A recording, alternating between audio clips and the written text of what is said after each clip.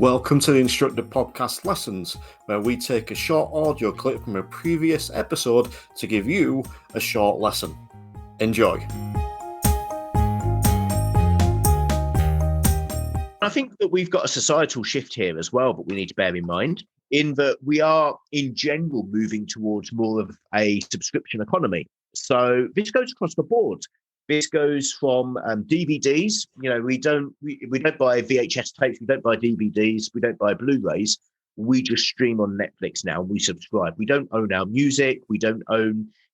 We own less and less. We've seen it in the automotive industry with the move from buying cash towards PCP.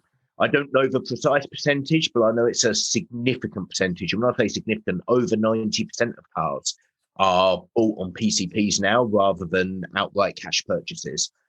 And undoubtedly, we've also seen the increase of use of Ubers and I guess acceptance of the shared economy rather than the owned economy. So that's another challenge that's going to be creeping in and might in fact be the more pertinent issue than the fact that the cars themselves will be self-driving. It might be more accurately referred to as the driver isn't driving, whether it's a computer doing it or an Uber driver, it doesn't matter, it's somebody else doing it.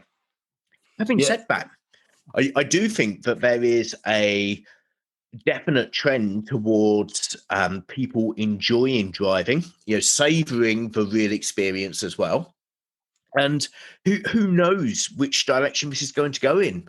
We always see trends every sort of 5 or 6 years of vinyl being very much in fashion. And who knows, there might be a resistance to autonomy.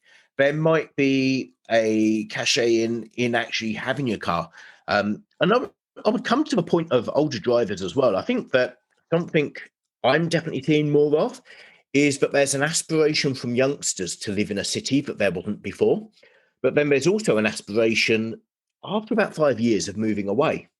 And when you move away from a city, you lose those shared benefits. You lose the fact that you can just call an Uber and it will be there in a minute.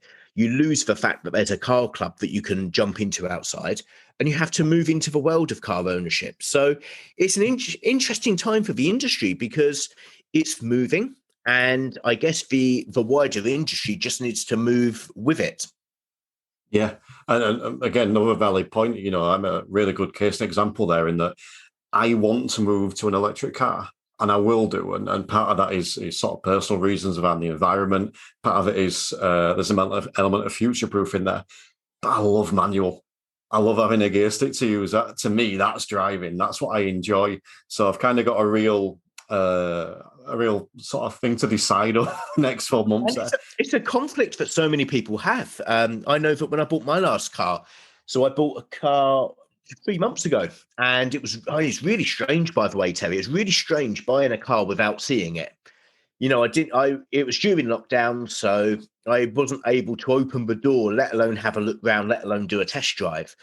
However, I have the choice between an electric car or a petrol car, and I've never been a petrol head, but I ended up buying a BMW 840, and just going for that what I perceived was one last bit of fun. Now, will it be one last bit of fun? I don't know.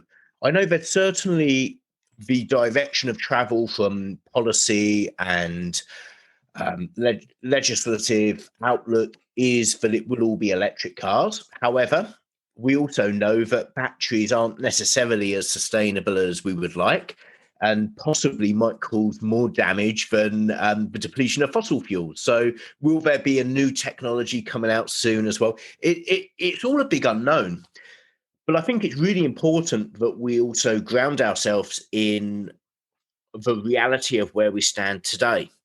And the reality of where we stand today is that any reasonable assumption would show you that for the next 15 years, at least some people are going to be driving.